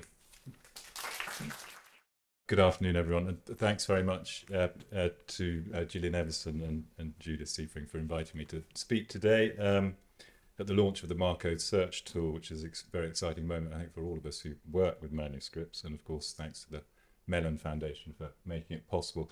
I'm not really going to talk quite so much about the actual processes of cataloguing more. I mean, I imagine not many of you here know a great deal about Sanskrit manuscripts. I'm going to give a sort of general overview and then look at a couple of the treasures of the collection and discuss how before that, look at how the collection came together, and then say a little bit about its cataloguing over time, which has been pretty complicated, like as for most of the collections we've heard about so far. So we Sanskritists are both blessed and cursed by the wealth of Sanskrit manuscripts and collections across the world. We're blessed because their vast number means we're never going to run out of new material to work with. It's actually altogether impossible to be certain how many Sanskrit manuscripts there are. And I can't but see parallels with another aspect of my research, which is fieldwork at religious festivals in India. The biggest of those is the triennial Kumbh Mela, the biggest gathering of people on the planet. And accurate figures for just how many pilgrims attend are impossible to come by, despite great efforts being made with satellite imagery and so forth. And the same is true of Sanskrit manuscripts. One can try to add up all those that have been catalogued, and then add the estimates for numbers in uncatalogued collections, the largest of which that I know about is a place called Koba Tirit, which is a Jain religious centre in Gujarat and has 250,000 manuscripts. And we can then attempt to work out the number in private hands, but the total will only ever be a very rough guess. Nevertheless, by an odd coincidence, the most common estimates for the number of Sanskrit manuscripts in existence and the number of visitors for the main day at the Kumbh Mela festival is the same, 30 million. So of this huge number of manuscripts, only a tiny proportion has been studied by scholars in the last 100 years, probably not even 1%. But this, as I said, is hugely exciting for us. We have an unimaginable wealth of unstudied material to work with. Now, in contrast with Sanskrit manuscripts, I'm told that there are estimated to be about 30,000 Latin and Greek manuscripts in existence. And of course, they've all been studied and edited several times, and occasionally new material is found. And my classicist colleagues tell me that in the course of their career, a great classicist might be lucky to make 6 emendations to editions of texts, which get accepted by their colleagues, peer-reviewed and then put in subsequent editions. And for us Sanskritists, I mean, depending on the text I'm working on, I might make half a dozen emendations in a day, which probably don't get quite so much peer review, but they tend to get accepted. So this wealth of manuscripts, as I said, can also be a curse. It's certainly a curse for those who wish to make definitive statements about the field that they study. One has to accept that apart from a small number of well-defined topics, one will never be able to access all material on a subject. But once one's given into that, another problem is identifying, locating, and getting access to manuscripts that are available. The last part, getting access, can be a problem at many libraries, particularly in India, where manuscripts are not always made available to researchers. and the manuscripts are not always kept in optimal environments for their preservation. This too is a particular problem in South Asia, where extremes of temperature and humidity and attacks by insects mean that manuscripts rarely survive for more than 200 or 300 years. Here in Oxford, of course, access and storage conditions aren't the problem. But what we continue to struggle with is the ability to identify and find our Sanskrit manuscripts. Scholars must come to Oxford and then search through a variety of printed and handwritten lists, which are often incomplete or inaccurate. And that's just for those manuscripts which have some form of record. Several thousand are uncatalogued and unidentified. Oxford has the largest collection of Sanskrit manuscripts in the world outside of India, with approximately 8,700 items. That is, of course, but a drop in the ocean of Sanskrit manuscripts, but there are some real treasures here, particularly because some of them, as we shall see, were acquired by explorers in Central Asia, where the dry climate means that manuscripts can survive for much longer than on the subcontinent. Small numbers of Sanskrit manuscripts were acquired by the Bodleian from 1666 onwards, when John Ken, an East India Company merchant, sold the library a manuscript of an astrological work, the Jyotisha Ratnamala of Sripati, which had been copied in 1644. The collection grew considerably with the acquisition of 3 collections between 1842 and 1849. The first was the personal library of the first Bowdoin professor, Horace Hayman Wilson, who sold 627 manuscripts to the library for £500. Then in 1845, Sir William Walker donated about 100 manuscripts collected by his father, General Alexander Walker, who had been the political resident in Baroda. And in 1849, the Bodleian bought 160 manuscripts from Dr. W.H. Mill, Regius Professor of Hebrew at Cambridge, which he had collected when he was principal of Bishop's College in Calcutta. So by the end of the 19th century, the Bodleian's collection of Sanskrit manuscripts numbered about 1,600. I think this is going to move it along? Yeah. So that's, the significant acquisitions are listed there. It was then hugely increased in 1909 by a single donation of more than 6,000 manuscripts from the Prime Minister of Nepal, Maharaja Sri Chandra Shamsher. 1896 had seen the opening of the Indian Institute in the building on the other side of the crossroads from here, which now houses the Oxford Martin School. It's a long and torturous story, well, torturous for us Indologists anyway.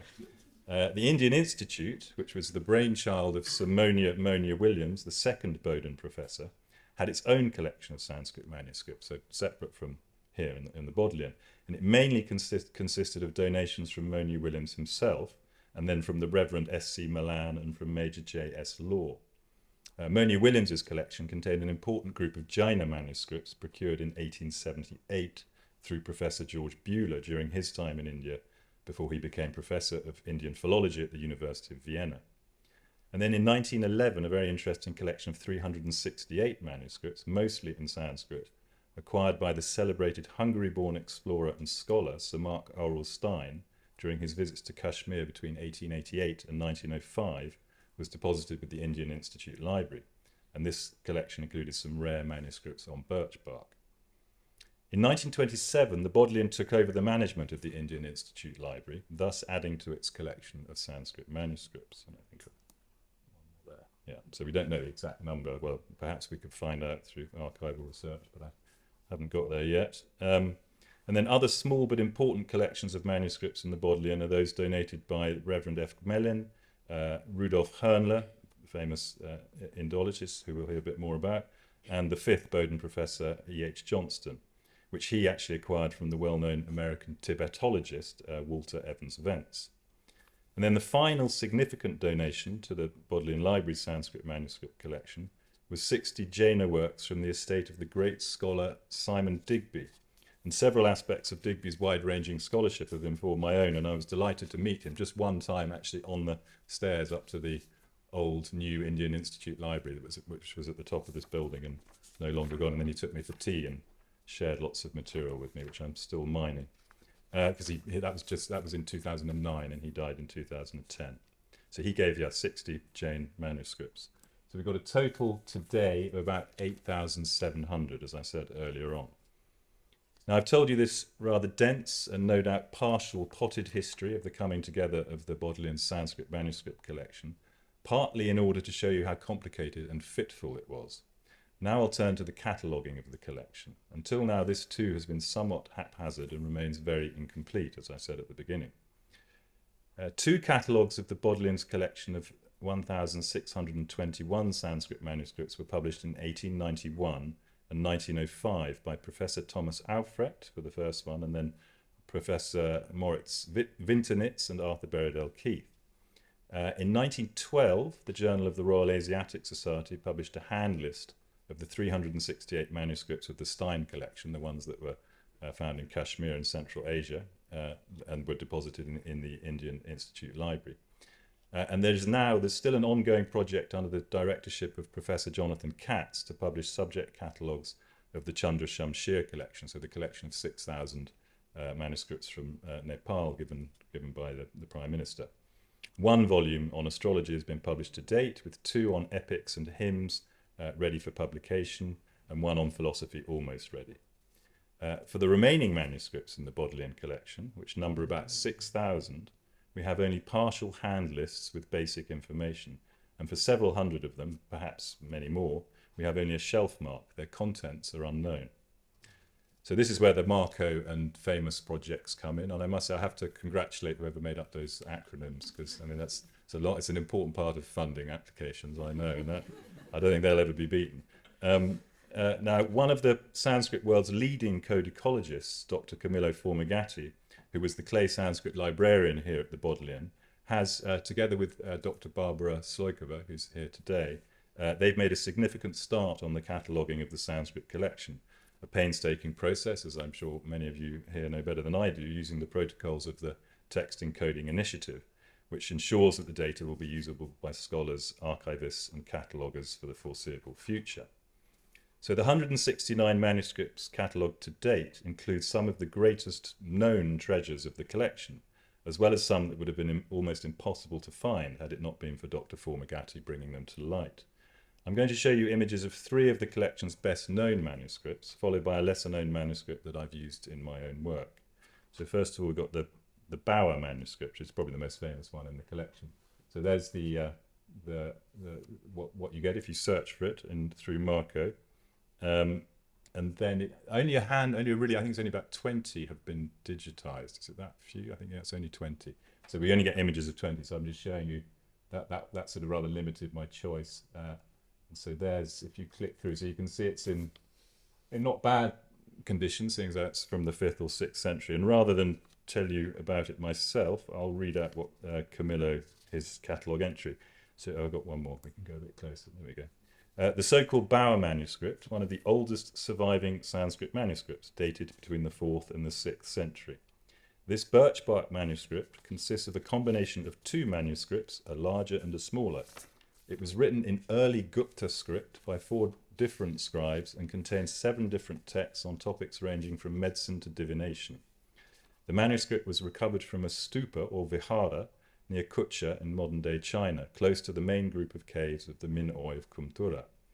It was presented to Major General Bauer, or H.H. Bauer, by a Turkic treasure seeker in 1888. I think that means it was sold to him, because these treasure seekers would still happens, of course, in particularly Afghanistan, finding manuscripts and being sold on the open market. What Camillo doesn't note in his description is that Bauer was in fact heading north from the Taklamakan desert in pursuit of Muhammad Dar, an Afghan accused of murdering the Scottish trader spy Andrew Dalgleish while he was camping in the Karakoram. It's a sort of side effect, nice sort of side bonus of that pursuit.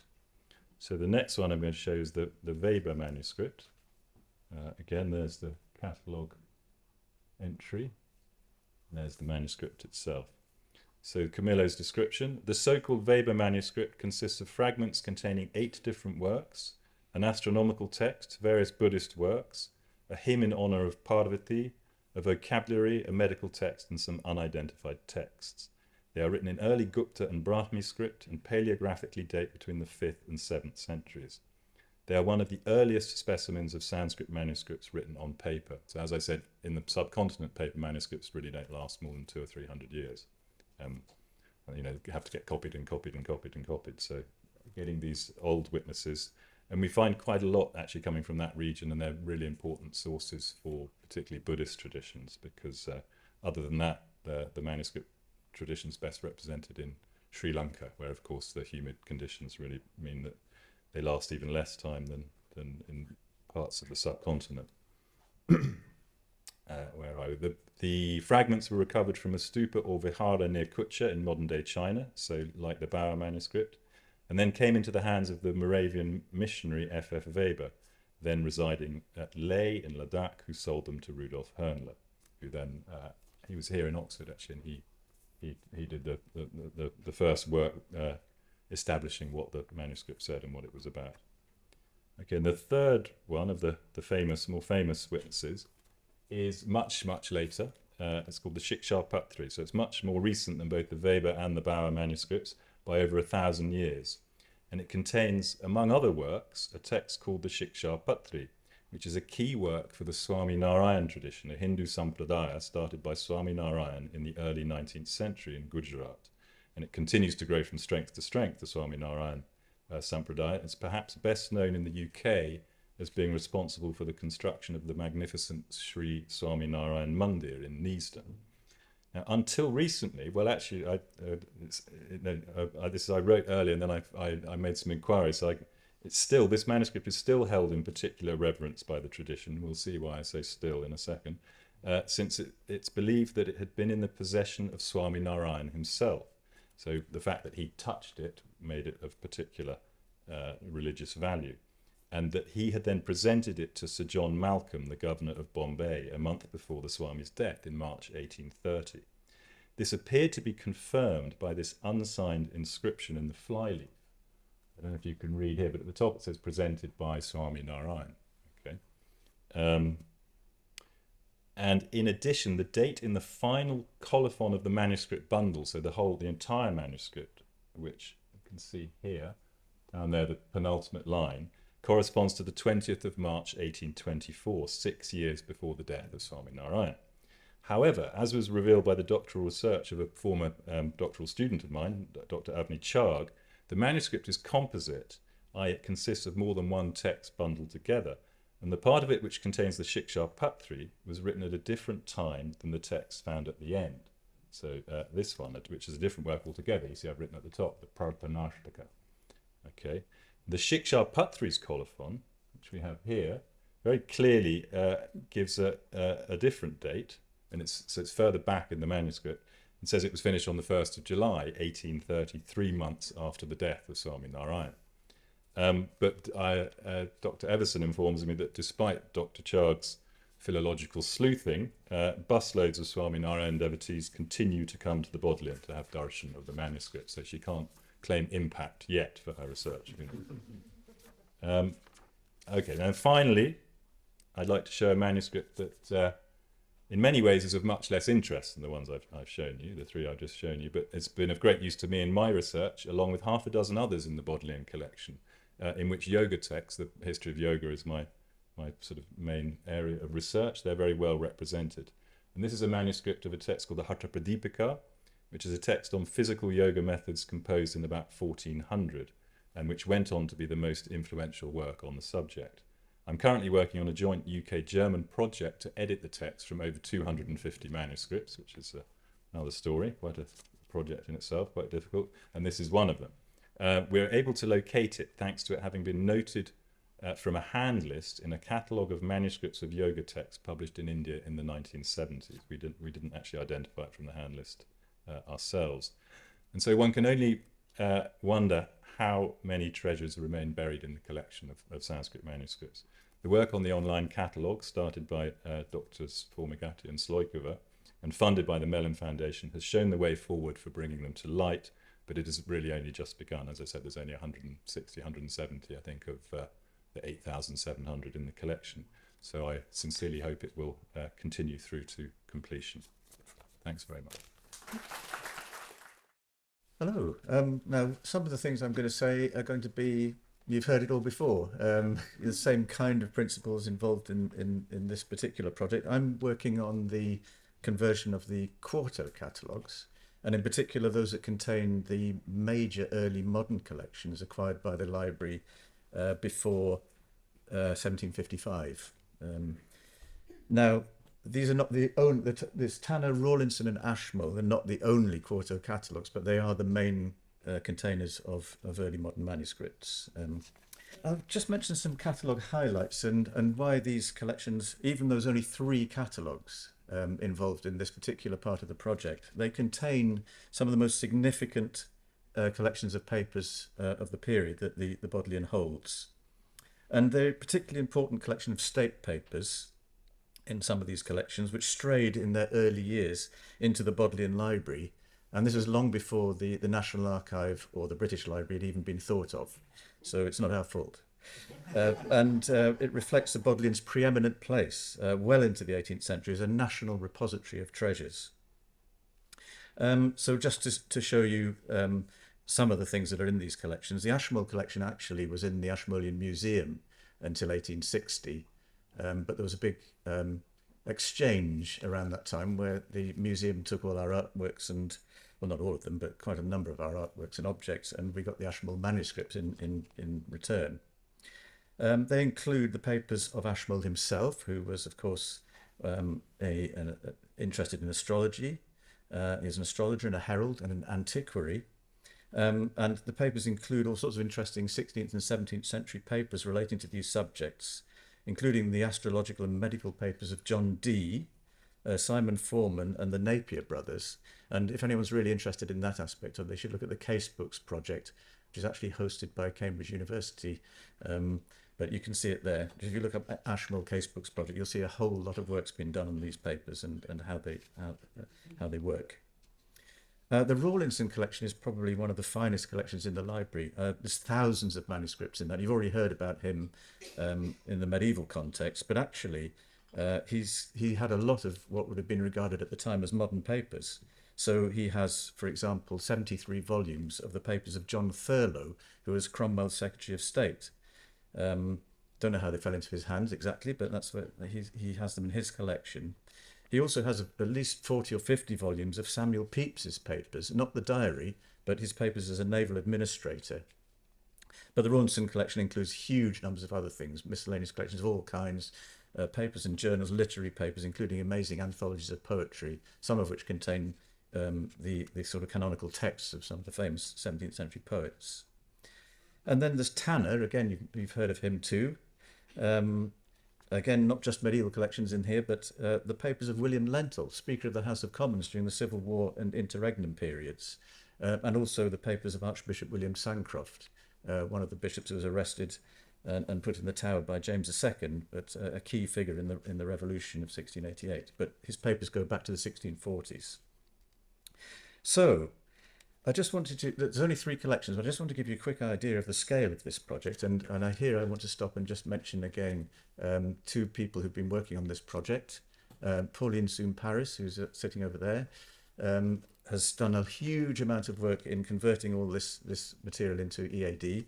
And Helen Watt, who's also here, or was a minute ago, yeah, there she is, has continued that job since she's taken it on earlier this year, as well as doing the medieval charters, by the way.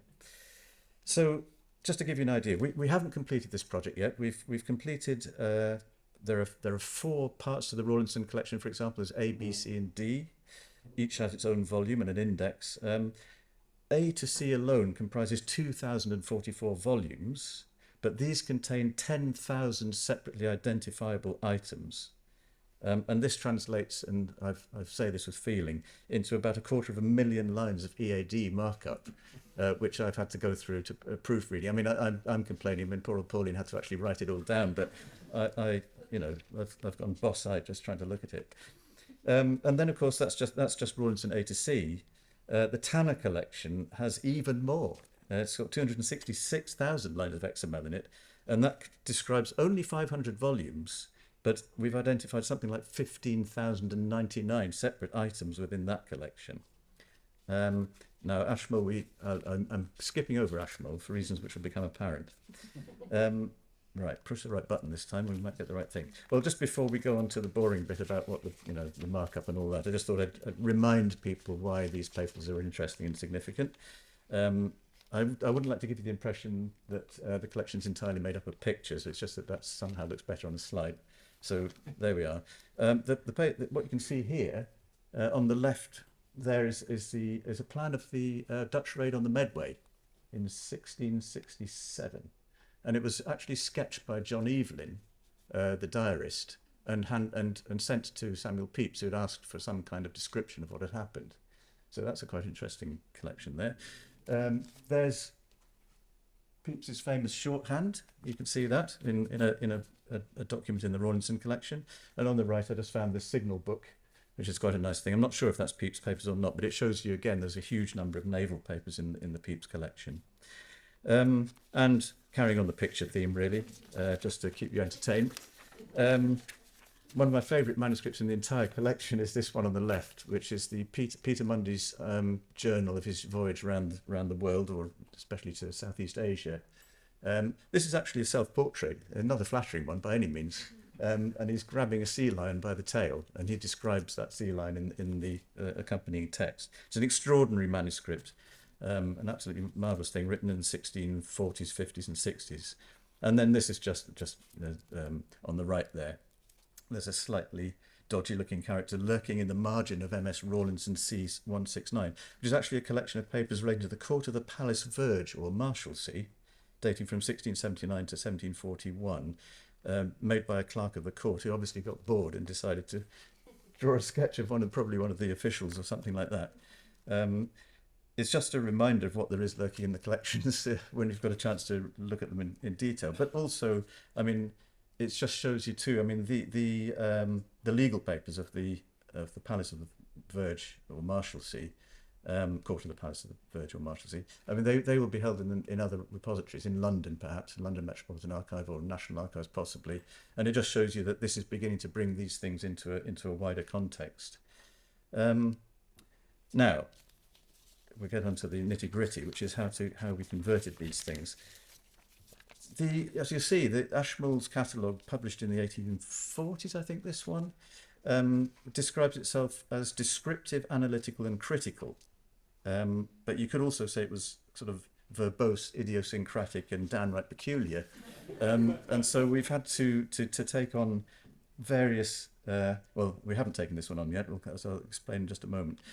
I'll just show you some of the principles that the difficulties, shall we say, of converting a catalogue like this into a modern standard, if you like, catalogue. We need to identify those elements of ISAG, the International Standard of Archival Description, and encode them in some way to make these things findable in an online context.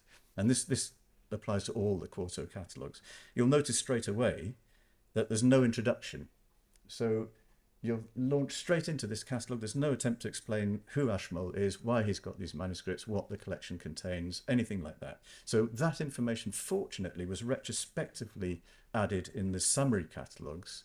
And the summary catalogues started in the late 19th century and were a kind of response to the fact that these very, very detailed catalogues, and they are detailed, you could not sustain that kind of level of cataloguing without, without missing out most of the collections in describing them. So it has no introduction. You'll notice also that the relationship between elements of data in a catalogue like that is nearly all done by indentation or font size. That's not something that can be reproduced in an electronic catalogue. So you have to think about the structure. Now, there's not even a description of each individual codex if you look at it. In fact, the introductory statement for each one, and unless you're satisfied with a title such as a small book consisting of 44 paper leaves, or an oblong book in 12 mo consisting of 71 leaves of paper, that's not really a very useful entry point, but it is the only thing that describes the entire volume. So at some point we're going to have to find a way of describing that as a whole, and we might end up using the dreadful word miscellaneous, but because what's actually going on is that each one of these is a volume, and each of the volumes contains a lot of different manuscripts. But as the producible unit, the thing that you will get in the reading room if you order one of these is the volume, you need to know something about what it is. And you'll notice also, of course, that the shelf market isn't actually given in full anyway. So their number 2 is MS Ashmole 2 in reality. That's not even captured in the data on this particular catalogue. Now, let me see. Oh, sorry, yes, use that. Okay. There's other problems with these catalogues. So again, this applies to a lot of what my colleagues have been doing in other fields as well. You'll notice here that they have a nasty habit of deciding to try and reproduce exactly what's in the manuscript. So you've got Gothic script there on number 498, just up here. See it there. It gets worse than that, though. There's symbols, there's astrological symbols, there's Hebrew, there's Greek. There's completely idiosyncratic symbols that should only appear in the manuscript. You've tried to reproduce things like crowns and all sorts of things like that. So we are going to have to work out ways of capturing some of this data.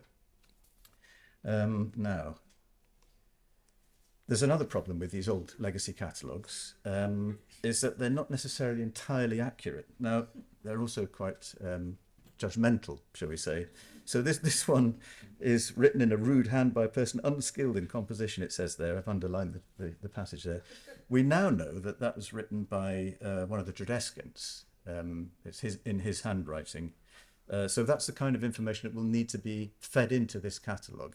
I mean, he may well have been a rude, ignorant person, I don't know, but it's nice to know who he is and maybe not be quite so pejorative about his abilities. And there's a number of entries in the catalogue that will need to be reviewed and looked at as a second phase, if you like. It's something that we will take on as part of our continuing work.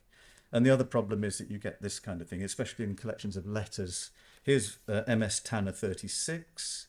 We'll notice also the use of Latin, a lot of use of Latin. There's a Codex Chartaceus, as it says up there, in folio. And so these are elements of ISAG, they're elements of description and extent, but they're a bit hidden away in these Latin forms. Here you get things like Dr. Henry Payman, or Hen Payman as it says there, to the same, and lower down you see a copy of a letter from the same to the same. Well, as each of these bits of data will become retrievable in a search interface, obviously those sames have to be turned into actual names, or otherwise they'd be completely pointless. So you might ask yourself, I should also say, look, if you look on the right-hand side, there's an index which we have not yet incorporated. The index will be a major piece of work after the event to incorporate the information that's in that index into the catalogue, because the index sometimes acts as a kind of calendar and gives you further description of each of the items in the papers. So you might ask yourself if this might not actually be the best place to start from at all. But the quarto catalogues contain such vast amounts of information, which would often be excluded from modern catalogues. And so the aim is to capture this data in a way that can be modernised and upgraded as an ongoing part of our cataloguing efforts. And of course, allowing Marco to search those fields and find its way around our collections.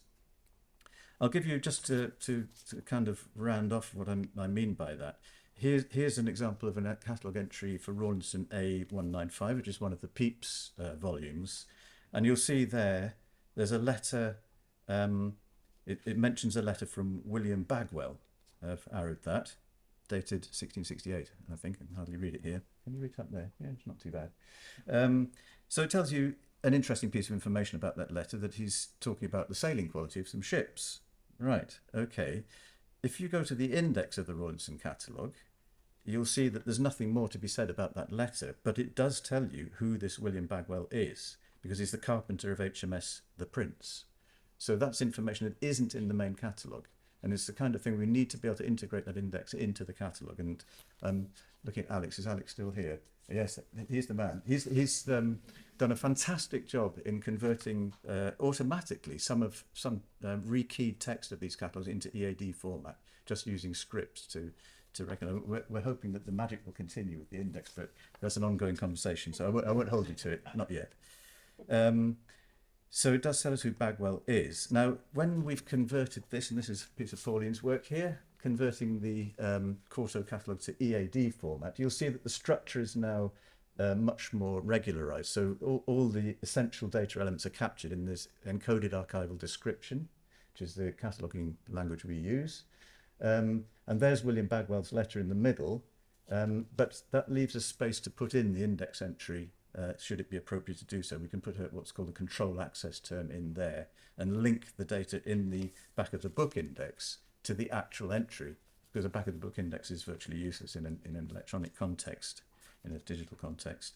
So, or we can link it in other ways, but that's for ongoing discussion. So it'll be great to have that available and fully used. And I also wanted to emphasise that the whole point of this project, apart from the splendid interface to actually be able to search across all these collections, the project has allowed us to put these catalogues into our existing online cataloguing system, which is the Bodleian Archives and Manuscripts catalogue. And so here, again, looking at the context of this Bagwell letter, this system, its archive space, is a database into which this has been put. It allows you to navigate up and down the Rawlinson collection and see where this Bagwell letter sits in the hierarchy. So you can see from this that it's part of the Pepys papers, that the Pepys papers are part of Rawlinson A, which is a rather strange arrangement, but that's how it works. It's split into these A, B, C, and D collections, and that Rawlinson A is part of the Rawlinson collection as a whole. By the way, the Rawlinson collection isn't only described in the Quarto catalogues. There's a lot in the summary catalogue as well. So it's putting it in a wider context. And of course, when you've done that, you're able to that's just to show you the hierarchy again. Not on the right-hand side there, you can see how it works. When you've done that, you can actually then find, you can link it to data outside Oxford, not directly, but a search, once it's available electronically, of course, it can be found, Bagwell can be found in other contexts. So here for example, is the National Archives' own catalogue, and they have a William Bagwell, Naval Papers, and of course it's going to be the same man.